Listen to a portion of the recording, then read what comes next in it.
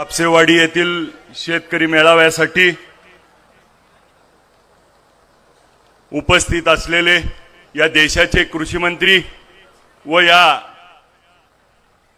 देशामध्ये शेतकऱ्याची जाण असलेला जाणता राजा आमचे मार्गदर्शक शरदचंद्र पवार साहेब, राष्ट्रवादी काँग्रेस पक्षाचे जिल्ह्याचे अध्यक्ष बळीराम काका साठे, माजी आमदार विनायकराव पाटील साहेब, माजी आमदार धनाजी तात्या साठे, माजी नगराध्यक्ष विश्वासजी बारबोले साहेब, माजी नगराध्यक्ष रमेशजी बारसकर साहेब, राष्ट्रवादी काँग्रेस पक्षाचे निरीक्षक शेखरजी माने साहेब, राष्ट्रवादी काँग्रेस पक्षाचे उद्योग सेलचे प्रदेशाध्यक्ष नागेशजी फाटे साहेब, सोलापूर शहराचे राष्ट्रवादीचे अध्यक्ष भारत जाधव साहेब, रवी पाटील साहेब, ज्यांनी आता दमदार असं भाषण केलं ते विधानसभा मतदारसंघाचे अध्यक्ष संजय पाटील घाटणेकर, आमचे सहकारी मित्र दादासाहेबजी साठे, ज्यांनी आपल्याला मार्गदर्शन केलं त्या नगराध्यक्षा मिनलताई साठे, राष्ट्रवादी काँग्रेसचे शहर युवकचे अध्यक्ष गणेशदादा पाटील, रणजितजी शिंदे, तालुका अध्यक्ष भाऊसाहेबजी देशमुख, कार्याध्यक्ष बाळासाहेबजी पाटील, ज्यांनी हा कार्यक्रम नियोजित केला ते नितीन बापू कापसे, त्यांची सर्व फॅमिली, त्यांचा सर्व ग्रुप, ग्रामस्थ, आमचे पत्रकार बंधू, शेतकरी बांधव, गेल्या 2 महिन्यापासून या कार्यक्रमाची प्रतीक्षा या भागातल्या शेतकऱ्याला त्या ठिकाणी होती। एक नितीन बापू कापसे सारखा सर्वसामान्य कुटुंबातला जो गेले 20-25 वर्ष शेती आणि शेतीवरती काम करणारा एक ग्रामीण भागातला तरुण त्या ठिकाणी स्वतःची जामीनहून 150 लोकाला आणि 400 ते 500 एकर शेतकऱ्याला त्या ठिकाणी आधार देत असताना स्वतः 1 एकर शेतीवरनं चालू करून आज 40 एकराची द्राक्षाची बाग करून एक ग्रामीण भागातला सर्वसामान्य कुटुंबातला एक मुलगा आज त्या ठिकाणी सर्व शेतकऱ्याला मार्गदर्शन करतोय आणि त्या माध्यमातून या भागातल्या शेतकऱ्याला त्या ठिकाणी दिलासा देण्याचं काम करतोय। आणि मग या शेती बाबतीतल्या त्या ठिकाणी असलेल्या सगळ्या गोष्टीवरती साहेबांशी भेट झाल्यानंतर साहेबांना येण्याचा आग्रह धरलेला आणि साहेबांनी त्यांचा आग्रह मान्य करून एक सामान्य कुटुंबातल्या सामान्य परिवारातल्या माणसाच्या पाठीशी कसं उभा राहायचं हे आज पवार साहेबांनी आपल्या सगळ्या माढा तालुक्याला त्या ठिकाणी दाखवलं। कारण ज्यांच्या पाठीशी साहेब उभा राहिले, जे आज मोठे आहेत त्यांचे देखील सामान्य असताना साहेबांमुळे आज ते त्या ठिकाणी मोठे झाले। आज द्राक्ष बागायतदाराच्या वतीनं आपण सगळ्यांनी त्यांच्या व्यथा ऐकून घेत असताना आज गेले 4 वर्ष कोरोनाचा काळ आपण बघितला।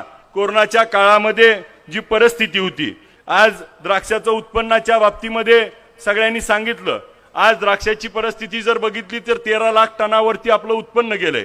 आणि दुसऱ्या बाजूला निर्यातीच्या बाबतीमध्ये जर आपण विचार केला, आजच्या तारखेला टर्की देश जो आहे तो त्या ठिकाणी 2,90,000 लाख टन त्या ठिकाणी उत्पादन बेदाना करतो आणि त्यातलं 260 लाख टन हा निर्यात करतो। आणि मग भारत एका बाजूला त्या ठिकाणी 145 लाख टन त्या ठिकाणी बेदाना उत्पादित करतो। या वर्षी आता अध्यक्षांनी सांगितलं 300 लाख टन होणार आहे। आणि मग आपण त्या ठिकाणी एक्सपोर्ट किती करतोय तर फक्त 25,000 त्या ठिकाणी टन, म्हणजे 3% हे एक्सपोर्ट त्या ठिकाणी द्राक्ष होत आहेत, बेदाना होतोय। आणि मग बेदाना त्या ठिकाणी का एक्सपोर्ट होत नाही तर सरकारचं धोरण। आज आपल्याला माहिती आहे कांद्याचा भाव वाढला की त्याच्यावरती निर्यात शुल्क, आयात शुल्क लावली जाते, निर्यात शुल्क लावली जाते। आणि मग लसूण महागला की इराणवरनं लसूण आणला जातो। तिसऱ्या बाजूला आपल्याला टोमॅटोचा भाव वाढला की नेपाळवरनं टमाटा आणला जातो। आणि मग शेतकऱ्याचा कसा मुंडी मुरगळायची हे सरकार त्या ठिकाणी धोरण टाकतंय आणि शेतकऱ्याला फायदा झाला नाही पाहिजे या बाबतीतलं धोरण नेहमी सरकार घेतंय। आज द्राक्षाच्या बाबतीत देखील त्याच गोष्टी होत आहेत। आज द्राक्षाच्या फवारणीचा खर्च आणि ह्या जर गोष्टी बघितल्या तर आज सगळा शेतकरी अडचणीत आहे। एक शेतकऱ्याला एकरी त्या ठिकाणी उत्पादन करायचं म्हणलं तर 15 लाख रुपये खर्च येतोय आणि गेले 4 वर्ष त्या ठिकाणी शेतकरी अडचणीत आहे। आता बापूंनी सांगितलं 68 लाख रुपये कर्ज। येणाऱ्या काळामध्ये साहेब द्राक्षाचा शेतकरी सगळ्यात मोठ्या अडचणीत आलाय, कारण त्यानं कर्जावर कर्ज केलंय, पुनर्गठन करून आज त्याचं कर्ज थकीत गेलंय का तर फक्त आणि फक्त द्राक्षाला मार्केट नाही. कोरोनाच्या काळापासून त्या ठिकाणी शेतकरी अडचणीत आहे आणि मग असा कुठेतरी माल चांगला यायला लागला की त्या ठिकाणी एका बाजूला सरकार मारतंय, दुसऱ्या बाजूला दुष्काळामध्ये होरपळत असताना अवकाळी पडतंय आणि मग क्रॅकिंग होत आहे आणि माल त्या ठिकाणी वाया जातोय आणि मग तो बाजारापर्यंत पोहोचत नाही आणि मग माल माझ्यापर्यंत पोहोचला नसल्यामुळं शेतकऱ्याचं कर्ज अजून वाढतंय. आजची साहेब अवस्था अशी आहे, विदर्भामध्ये मराठवाड्यामध्ये आत्महत्या होत होत्या, परंतु काही काळामध्ये ह्या द्राक्ष बागायतदारावर जर लक्ष दिलं नाही तर त्या ठिकाणी शेतकऱ्याला द्राक्षाच्या एकतर त्या ठिकाणी दावं घ्यावं लागतंय, नाहीतर रान इकावं लागतंय, नाहीतर शेतकरी वाचत नाही, अशी अवस्था आहे साहेब. त्याच्यासाठी माझी आपल्याला विनंती आहे की केंद्र सरकारला आपण त्या ठिकाणी एक विशेष पॅकेज त्या ठिकाणी फक्त द्राक्ष बागायतदार शेतकरी जे जे अडचणीत आहेत त्यांच्यासाठी त्यांची संपूर्ण कर्जमाफी करून परत एकदा त्यांना उभा केलं पाहिजे, तर हा शेतकरी पुन्हा एकदा उभा राहील.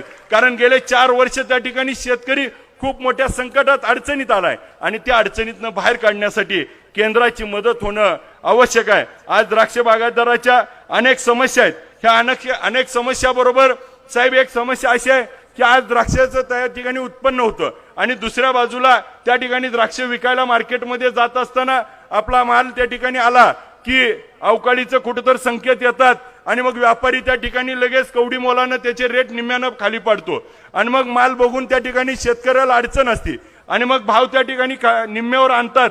आणि त्याच्यानंतरची गोष्ट अशी होती, काही शेतकऱ्याच्या जर साहेब आमच्या पंढरपूर तालुक्यातल्या त्या ठिकाणी माल नेलाय आणि त्याला पैसेच दिले नाहीत.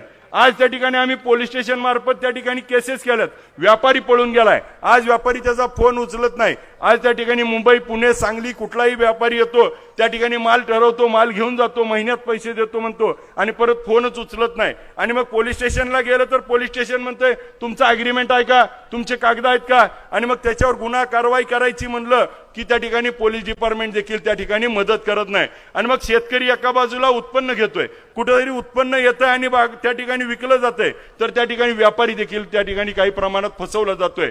आणि मग खऱ्या अर्थानं माझा शेतकरी चोहोबाजून अडचणीत आलाय. ह्या चोहोबाजून अडचणीत येणाऱ्या शेतकऱ्याला साहेब सोलापूर जिल्ह्यामध्ये ड्रायफ्रूटची योजना आपण त्या ठिकाणी करणं आवश्यक आहे.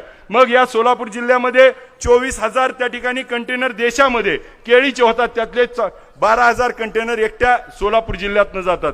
त्या ठिकाणी द्राक्ष असेल, डाळिंब असेल, साखर असेल, त्या ठिकाणी टोमॅटो असेल, वेगवेगळे मार्च असतील, हे सर्व गोष्टी त्या ठिकाणी एक्सपोर्ट करायची सुविधा सोलापूर जिल्ह्यात होणं अत्यंत आवश्यक आहे. जर सोलापूर जिल्ह्यात तशी त्या ठिकाणी सुविधा झाली तर माझ्या शेतकऱ्याला कुठेही बाहेर न जाता त्या ठिकाणी नक्की सोलापूरमध्ये माझ्या भागामध्येच त्या ठिकाणी आपल्याला त्याचं मार्केट उपलब्ध होईल आणि त्यातून शेतकऱ्याची फसवणूक होणार नाही. योग्य दर मिळेल, स्पर्धा लागेल आणि स्पर्धा लागल्याशिवाय त्या ठिकाणी आम्हाला योग्य दर मिळत नाही. साहेब स्पर्धेच्या बाबतीत मी आपल्याला एवढंच सांगतो की त्या ठिकाणी साहेब विठ्ठल कारखान्याच्या निवडणुकीमध्ये शेतकऱ्यांनी त्या ठिकाणी माझ्यासारख्या एका कार्यकर्त्याला निवडून दिलं आणि मी जिल्ह्याची दराची स्पर्धा लावून टाकली. साहेब काही जण म्हणले गेल्या 23 तारखेला कार्यक्रम होता, आपला कार्यक्रम आणि त्यांचा कार्यक्रम एकाच दिवशी, आणि किती कटुता आणायची ह्याचं देखील त्या ठिकाणी तारतम्य राखणं गरजेचं आहे. मला आठवतंय साहेब, मी मागच्या कार्यक्रमाला आपल्याला होतो त्यावेळेस जे निष्ठावंत म्हणत होते मला एवढं दिलं तेवढं दिलं, अश्रू ढाळले, आणि ते देखील आज आपल्या सोबत नाहीत. परंतु साहेब माझ्यासारख्या एका सर्वसामान्य पोराच्या पाठीवरती तुम्ही हात टाकला, ज्यांनी 2500 रुपये भाव जाहीर केला. मी साहेब गप बसलो. मी जर 2400 केला असता तर यांना लय गोड झालं असतं, पण मी म्हणलं 2550 देऊ. रात्री 2700 जमा झाली साहेब. म्हणजे 200 द्यायची तयारी होती का नव्हती हा प्रश्न देखील त्या ठिकाणी होता. आता 2550 रुपये झाला, 2700 झाला. साहेब तुमचा आशीर्वाद आहे, परत यांना अजून एक धपका देतो. त्यामुळं जिल्ह्याची स्पर्धा लागल्याशिवाय माझ्या शेतकऱ्याला त्या ठिकाणी 2 रुपये मिळणार नाहीत आणि माझा शेतकरी चोहोबाजून अडचणीत आहे. आज साहेब शेतकऱ्याच्या बाबतीमध्ये आता मला चिठ्ठी आली की काट्यावरती सांगा. साहेब विठ्ठल सहकारी साखर कारखान्याच्या निवडणुकीमध्ये आज देखील आम्ही काटा कुठेही करून या ही प्रामाणिक भूमिका या ठिकाणी आम्ही जिल्ह्यात एकमेव माणसांनी घेतली. आज सगळ्याला बोलायला भाग पडायला लागलंय. माझ्या शेतकऱ्याला त्या ठिकाणी कुठं ना कुठेतरी अडचणीत आणायचा. एका बाजूला द्राक्ष शेतकरी अडचणीत आहे, डाळिंबाचा शेतकरी अडचणीत आहे, टोमॅटोचा, कांद्याचा, आणि मग शाश्वत असणाऱ्या ऊसाच्या पिकाला देखील अडचणी येत आहेत.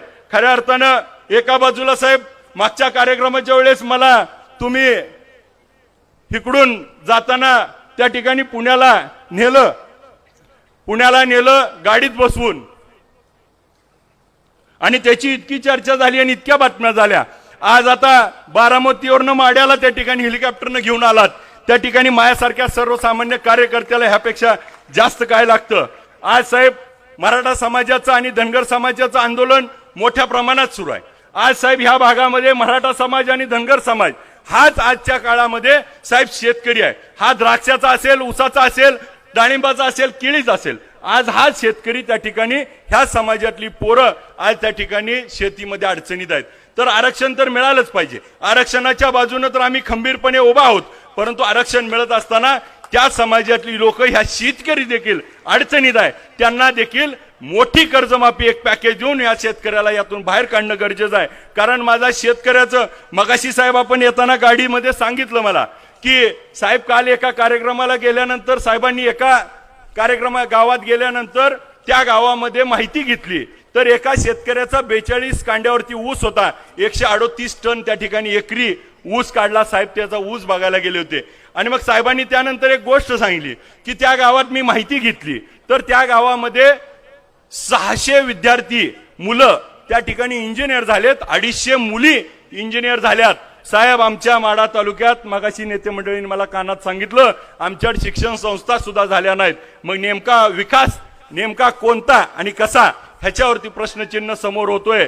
साहेब आपण जो विकास शाश्वत त्या ठिकाणी केलाय तो विकास आता येणाऱ्या काळात गरजेचा आहे. आपल्या माध्यमातून नितीन बापूंनं जे काही हा कार्यक्रम आयोजित केला, नितीन बापूंवरती इतकी संकट आली, राजकारण झालं, अशा सगळ्या गोष्टीला तोंड देऊन नितीन बापू आपल्या पक्क राहिले.